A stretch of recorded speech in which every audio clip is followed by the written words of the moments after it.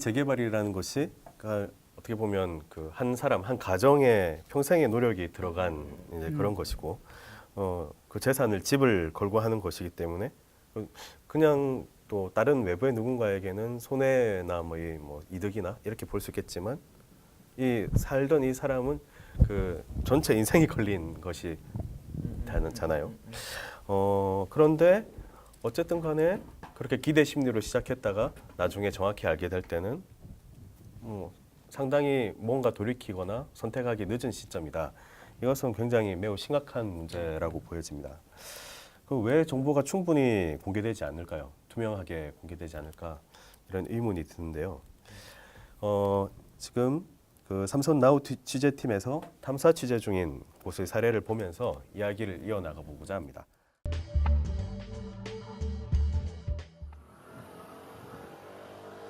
아파트는 한국의 도시, 특히 서울에서 가장 익숙한 풍경 중 하나다.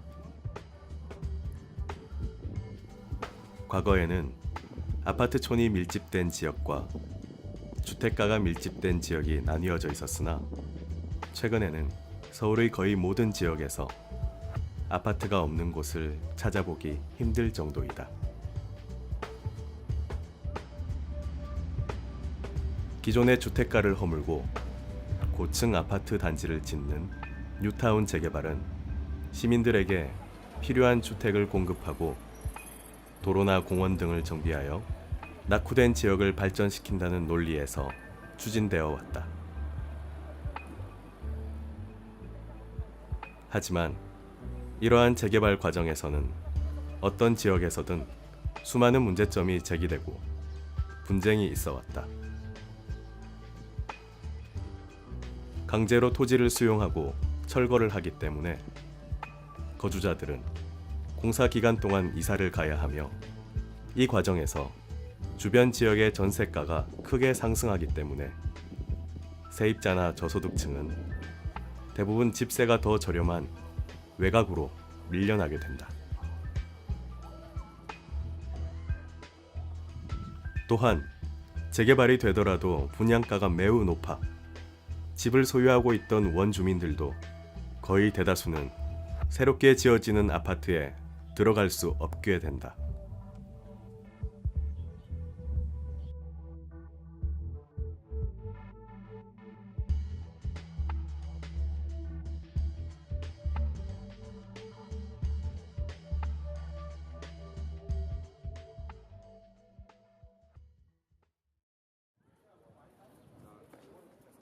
삼선 5구역은 한성대학교 바로 앞 주택가 위주로 되어 있는 구역이다. 이곳에는 대학생들이 자취나 하숙을 하는 다세대 주택이 많고 그러한 집주인들은 주로 학생들의 월세를 기반으로 살아가는 어르신들인 경우가 많다. 학생들을 대상으로 장사를 하는 식당들과 어르신들이 이용하는 미용실, 술집 등이 간간히 보이는 젊은 층과 노년층의 문화가 어우러진 풍경이다.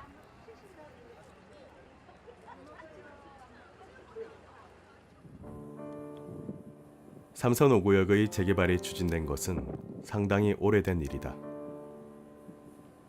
처음 조합 설립 추진위가 만들어진 게 2005년이고 2009년에 재개발 구역으로 지정되어 그 다음 해인 2010년에 조합 설립 인가가 났다.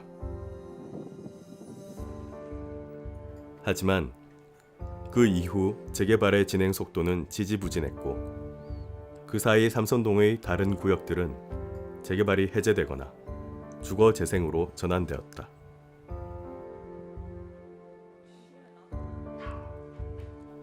그런데 작년 2016년 8월에 삼선동 5구역 재개발 사업인가 총회가 통과되면서 롯데건설로 시공사가 선정되고 최근에는 분양 설명회가 이어지면서 이 지역의 재개발은 매우 빠른 속도로 진행되고 있다.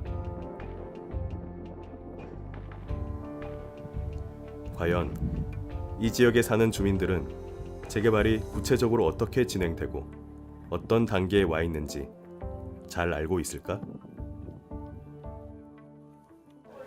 우리는 잘 몰라. 우리는 세입자라 재개발될 일이 또 다른 데로 또 찾아가야 되니까 모르겠어요.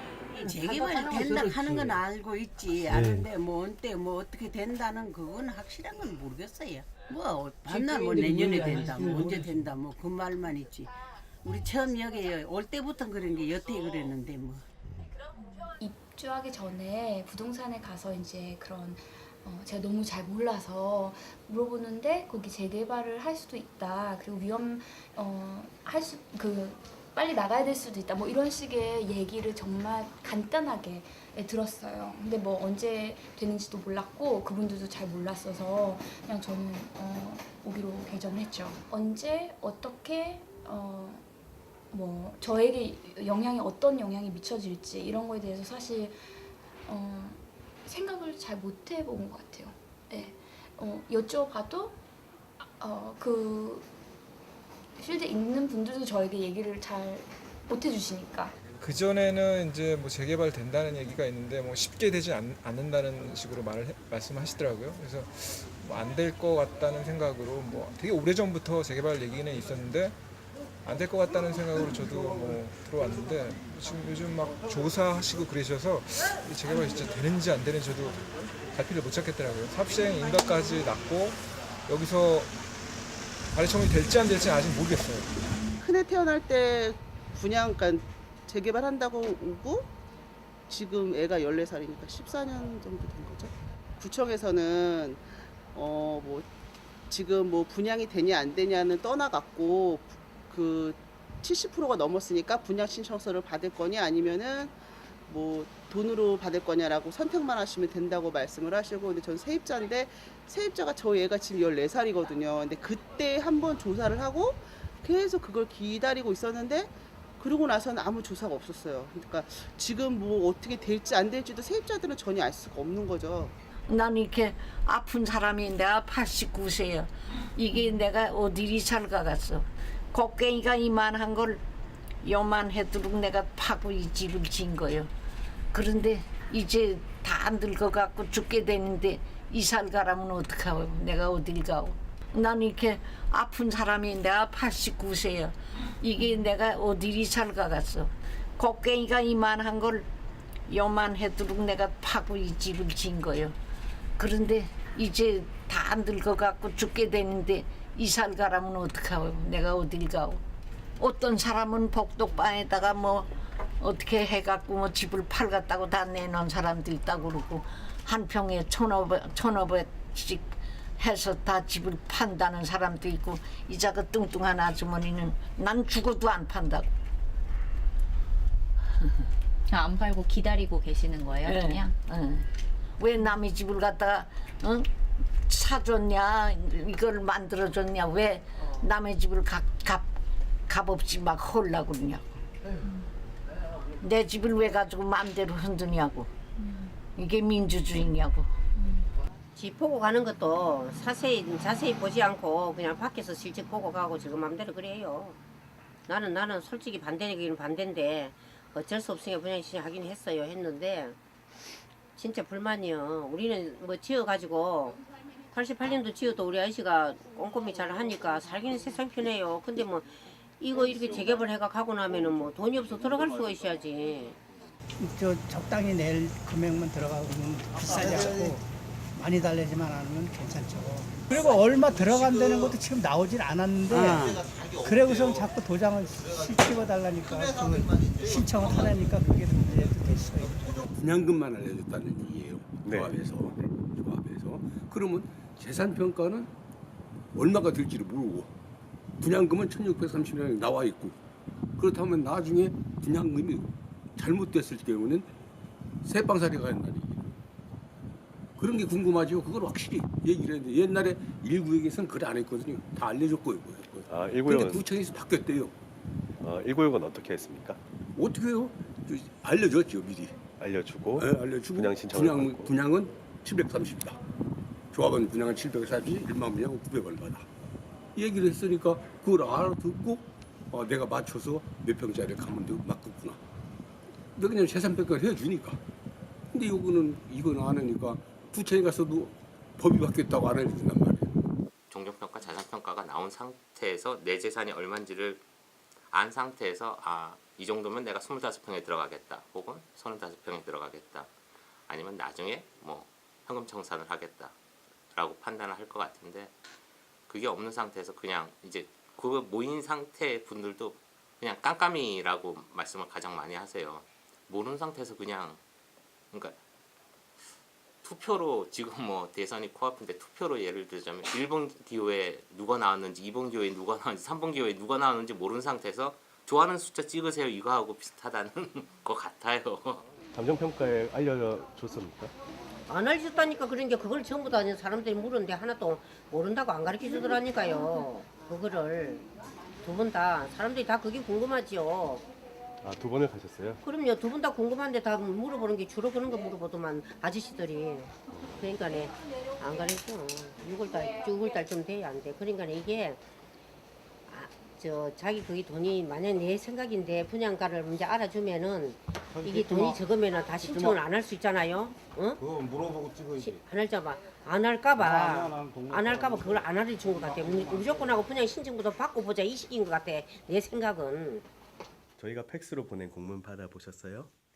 무슨 말이시는데요? 저희가 그 월요일 날 주민들이 제기하는 이러한 다양한 문제점이나 의혹에 대해 취재팀은 조합 측에게 물어보려 했으나 조합 측은 취재를 거부했다. 그거는 제가 저희하고 상관이 없는 줄 알고 공무원 버렸는데. 촬영을 거부하시면은 조합의 입장이 그런 얘기는 하면 안 되지. 안 학교에서 되는데. 하세요. 덜 들어가서 안 좋으실 수 아니 안 써주시죠. 하세요 그러면은. 안 좋을 수 있으면. 근데 왜 거부하시는 겁니까? 거부하는 게 아니라 거부. 촬영하지 마세요. 아니 아저씨 지금 뭐 하시는 분들이세요? 네, 저희는 여기 지금 삼선동하고 서목동에서 활동하는 시민단체고요. 이렇게 하시면 안 그 되지. 삼선나우 미디어 네? 팀인데 이건 잠시만 이렇게 하시면 안 되죠. 제가 지금 통화하는데 통화하는 걸 인터뷰하는 거야 지금. 아니 그런데 저희가 여기 지금 촬영하고 있어. 하지 마. 얘기하지 마라. 지금 촬영을 거부하시는 거죠. 그 얘기하지 마라. 공식적으로. 아무 얘기하지 마라. 그렇다면 이러한 문제를 중재하고 조정해야 할 성북구청에서는 삼선 5구역 재개발에 대해 어떻게 판단하고 있을까? 사실은 이게 이제 조합원 개개인분들이 조합이 결성이 돼서 그분들이 사업을 시행하시는 당사자이시거든요. 예. 근데 이제 개인으로 가셨을 때는 이제 같이 판단을 하기가 좀 어려우시니까 이제 요청을 하시는 민원이 감정평가 금액을 왜 안 알려주고 분양 신청을 받느냐, 그 민원이 지금 현재로는 사실 제일 많고요. 근데 그거는 사실은 어쩔 수가 없어요. 그 조합원 분양을 얼마나 신청하냐에 따라서 사업성이 또 달라지고 사업 계획이 완전 달라지거든요. 그러니까 그걸 받아갖고 사업 계획을 수립을 하는 거고요. 크게 봐서는. 세부적으로 법적 기준에서는 이제 감정평가라는 거는 사업 시행과 고시가 나면 그때 기준으로 평가를 하게끔 되어 있고요. 분양 신청은 이제 그 시공자 선정을 해서 계약을 하면 그때 기준으로 해서 60일 이내에 반드시 분양 신청 공고를 내야지만 돼요. 그러니까 그 법 규정에서 뭐 할 수 있다라는 규정이 아니라 그때 맞춰갖고 해야만 한다라는 규정들이 있기 때문에 사실 조합원들 입장에서는 이제 그런 민원이 많이 들어오긴 하는데 어쩔 수 없는 부분이 있다는 건 좀 설명을 해드렸고요. 지금 시행은 지금 순조롭게 되고 있는 편입니다. 지금 보통 이 재개발이 한 10년에 걸쳐서 그 시행을 하고 있고 그다음에 그 동의라든가 이런 문제가 있기 때문에 지금 저희들이 판단하기에는 지금 작년에 사업인가 받았고 그다음에 시공자도 선정했고 감정평가 착수했고 조합원 분양 신청했고 그래서 지금 특별하게 이렇게 지금 진행은 순조롭게 되고 있다 이렇게 판단하고 있습니다. 성북구청은 현재 삼선 5구역의 재개발 과정에 법적인 문제는 없으며 순조롭게 진행되고 있다고 이야기한다. 저 집에 할머니도 지금 병이 나가지고 이사 가라 그러더래. 반대해서 저기 찬송하는 놈들이. 하지만 많은 주민들은 삼선 5구역 재개발에 의해 자신들에게 다가올 많은 피해들을 걱정하고 어떻게 대처해야 할까 고민하고 있었다. 그래서 재개발을 반대하는 주민들의 입장에 대해 들어보기 위해 삼선 5구역 비상대책위 내 집 지킴이를 찾아가 보았다.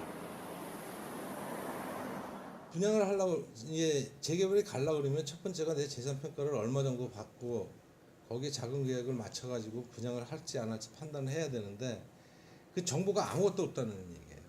지금 당장 우리가 갖고 있는 종전 자산의 그 평가 금액이 얼마인지 그게 첫 번째고, 그 다음에 모든 용역과 관련된 그 책정된 금액, 그것이 무엇을 기준으로 하는 거냐 말이에요. 사실을 사실대로 얘기를 하고 주민들이 판단하는데 도움을 주면서 서명결의서 진구를 하는 것이 아니라 무조건 찬성하지 않으면 불이익, 손해본다, 큰일 난다. 투명성이 조금이라도 있으면은 이런 일이 이렇게 뭐 그러니까 반대하는 사람들도 어느 정도 정보가 공개가 된다고 그러고 그러면은 그 동의를 주민 쪽에서는 조합 쪽에서는 그걸 동의를 알려주고 조금 불이익을 당하더라도 갈 수는 있겠죠. 근데 이거는 처음부터 끝까지 모든 거를 다 숨기고 끌고 가려고 그러니까 공개가 안 된다는 얘기예요. 아무것도 모르고 끌려가다가 나중에 가가지고 피해 있는 사람들 어디 가서 하셔요. 주민들의 이러한 많은 문제 제기에도 불구하고 삼선 5구역 재개발은 계속 진행 중이다. 삼선나우 취재팀은 다음 편에서 지금까지 재개발 과정의 문제점을 심도 깊게 분석해보고 해결책과 다른 대안을 찾아보고자 한다. 네, 보면 감정평가액을 알려주지 않고 분양 설명회를 해서 주민들의 불만이 큰 것 같습니다. 네. 이 감정평가액을 알려주지 않고 분양 설명회를 한다. 어떻게 보십니까? 말씀드린 대로 한국에서의 재개발이라고 하는 것은 평생 일궈온 전 재산을 걸고 하는 일종의 그 도박성이 깊은 그런 정책인데, 이제 그것에 분양을 받을 것이냐 청산을 할 것이냐는 굉장히 이제 중요한 가치 판단이 되는 것이거든요. 근데 이제 그런 경우에 적절하게 내가 얼만큼 부담을 할 수 있는지에 대한 정보가 없다라고 하는 것은 마치 운에 맡겨라라고 하는, 그러니까 평생 일궈온 그 재산을 걸고 운에 맡겨라라고 볼 수밖에 없기 때문에 당연히 불안감이 들고요. 특히 그 앞선 영상에서 나오는 내용대로 60일 이내에 분양 신청 공고를 하게 돼 있고, 특별히 관리처분 인가와 영향을 미치지 않는 범위에서 이제 90일까지 어쨌든 분양 신청을 진행하도록 되어 있습니다. 그런데 법에 정해져 있는 것은 그 기한뿐만이 아니라 반드시 분양 신청 시에 그 제공해야 되는 정보들도 나열이 되어 있고요. 거기에는 이제 사업 시행 인가에 그러니까 사업 시행 계획에 나와 있는 사업 계획과 더불어서 반드시 계략적인 부담금 수준을 공지하게 되어 있습니다. 그러니까 주민들 입장에서는 개별 자기 집의 그 감정평가액을 궁금해하시겠지만 그거는 이제 단기간에 나오기 힘들고요.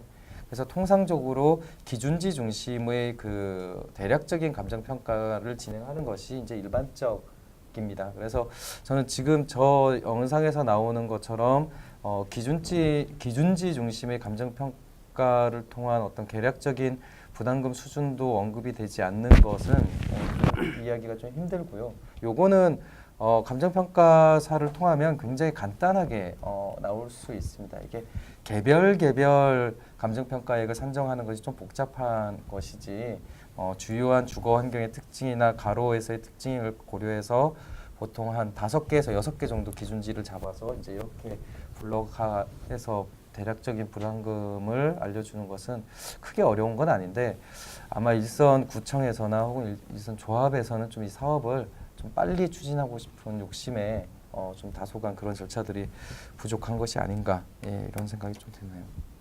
저도 그 생각은 동일하게 부당한 것 같아요. 그러니까 당연히 사업을 시행하는데 주체거든요. 조합원은 다 주체인 거잖아요. 주체인 상황에서 자기 권리가액도 모르는 상황에서, 물론 권리가액은 다 다르잖아요. 그쵸, 일단 뭐 상가를 가지고 계신 분과 땅이 넓은데 좋은 땅을 가지신 분 당연히 권리가액은 다 달라요. 다르지만 그래도 어느 정도 말씀하셨던 기준가는 당연히 알려줘야 한다고 생각을 하는데 구청에서 법적인 내용을 체크해서 법적인 문제가 없다고 하니까 그거는 잘 체크를 한번 해보긴 해봐야 될 것 같은 상황인 것 같아요. 아까도 뭐 영상에서 언뜻 나오긴 했지만은 이게 구청에서 이제 법이 바뀌었다고 이제 그렇게 설명을 주민들한테 하고 있대요. 왜냐하면 이제 도정법 바뀌기 전에는 지금처럼 그러니까 분양 그 금액을 이렇게 종전자산가를 감정평가액을 안 알려주고 이렇게 분양 설명회를 가능했다고 하더라고요. 그러니까 여기 같은 경우는 삼선 5구역 같은 경우는 이미 그런 그 법이 바뀌기 전에 그렇게 진행된 거라 구청에서도 이 부분에 대해서는 이제 뭐 별로 절차에 어떤 문제가 없다는 식으로 지금 이렇게 하고 있는 것 같아요. 근데 그거는 정말로 문제인 게요. 왜냐하면 제가 2013년도에 그 실태조사관으로 영등포, 동작구 등등의 이제 주요한 뭐 도시환경 정비 사업뿐만이 아니라 재개발 사업이니 뭐니 이렇게 쭉 그 실태조사를 해봤었는데 적어도 분양 신청 정도까지 나오는 혹은 사업 시행 인가 정도까지가 나오는 사업지에서 계략적인 감정평가액, 즉 권리가액이 추산이 안 되는 지역은 찾기가 힘듭니다. 왜냐하면 기본적으로 정비업, 그러니까 그 건설업체가 정해졌다는 것은 소위 그 평당 건설 단가가 나왔다는 뜻이거든요. 그러면 이 재개발 사업에 있어서 비용이라고 할 수 있는 것은 기존에 조합원이 갖고 있던 그 토지 등의 가격, 그러니까 소위 이제 권리가액 플러스 건설 비용, 그리고 거기에 이제 건설 비용에 이제 수반되는 여러 가지 행정 비용들을 포함한다고 했을 때 그게 이제 다 비용이 나오는 겁니다. 그리고 인근 지역에 있는 분양 실적이나 혹은 그 뭐죠?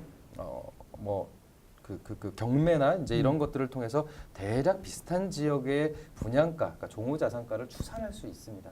그렇게 하면 기계적으로 이 분담금 수준을 계산하는 것은 그렇게 기술적인 전문성이 필요한 것도 아니고요. 그렇게 어려운 것도 아닙니다. 중요한 건 이 데이터를 신뢰할 만하냐 이거 하나밖에 안 남는 건데 거기에 이제 구청의 역할이 있는 거죠. 지금 이것에 대한 그 주민들의 이해가 없는 것은 이 사실을 잘 모르고 있기 때문이죠. 아무래도 그러니까 우리가 이제 보통 행정의 어떤 절차에 들어가게 되면 그것을 그 행정을 담당하는 공무원보다 더 잘할 수 있는 주민은 없습니다. 왜냐하면 그러라고 공무원이 있는 것이니까요. 그러면은 공무원 혹은 구청의 1차적인 의무는 정확한 정보를 제공하는 것에서 시작을 해야 될 것 같아요. 그런데 재개발 사업은 슬프게도 그 사업을 관리하는 담당 부서의 재량권이 지나치게 높습니다. 그래서 어떤 구청의 경우에는 굉장히 적극적으로 이 문제를 개입하겠다라고 하면 주민 갈등이 상대적으로 덜하게 이렇게 진행이 되기도 하고요. 아예 그냥 뒤로 빠져 있는 구 같은 경우는 주민 갈등이 굉장히 극하게 나타나는 것이 좀 일반적입니다. 그러니까 그런 면에서 봤을 때는 성북구청의 대응이 굉장히 아쉽죠. 특히 이제 저렇게 오랫동안 지역 주민 갈등이 있었던 데인데 왜 이렇게 대응하지? 라고 하는 아쉬움이 좀 남네요.